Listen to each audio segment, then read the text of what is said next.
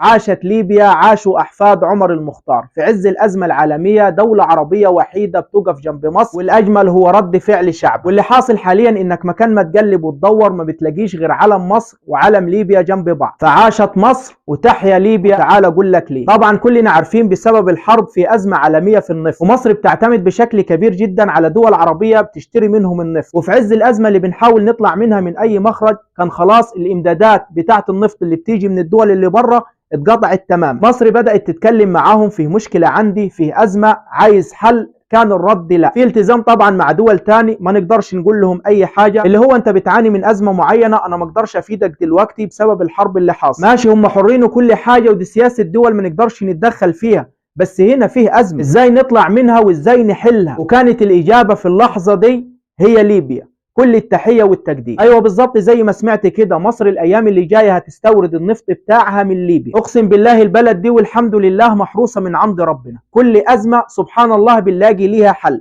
وكل حد عايز يضرها باي شكل من الاشكال ربنا سبحانه وتعالى حافظها من فوق 7 سماوات. دولة ليبيا رحبت بكده وتم الاتفاق ما بين مصر وليبيا على الموضوع ده. لكن الاجمل يا جماعه مش هو الاتفاق والوقفه اللي بجد، الاجمل كان هو رد الشعب الليبي. يعني بص، خلينا نقول ان في بعض الناس قالت ان ردود الشعب الليبي مش هتكون قد كده، او البعض منهم اللي هم الليبيين هيطلعوا على مواقع التواصل ويقولوا كلام مش كويس. لكن كانت المفاجأة وبفضل الله مش بس الحكومة الليبية وافقت على الاتفاق، لا ده الشعب الليبي كل التحية والتقدير، ولا أجمل ولا أروع من الكلام اللي كتب. كل الشعب الليبي بدون استثناء مرحب بالموضوع والوقوف جنب مصر، ومنزلين العلمين جنب بعض، كلهم بيقولوا ده حقهم علينا، ده واجب علينا، لازم نقف جنبهم وقت الأزمات.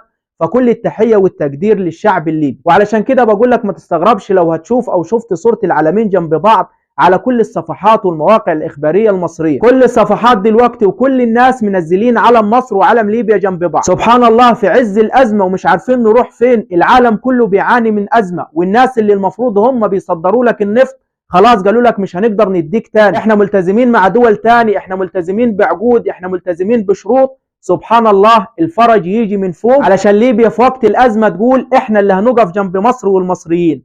والأجمل هو رد فعل الشعب الليبي. ربنا يحفظ بلادنا جميعا ويوحد صفنا. واخيرا شكرا ليبيا، شكرا لاخواتنا الليبيين، كل التحية والتقدير. بس كده وصلنا لنهاية الفيديو، اشوفكم على خير، والسلام عليكم ورحمة الله وبركاته.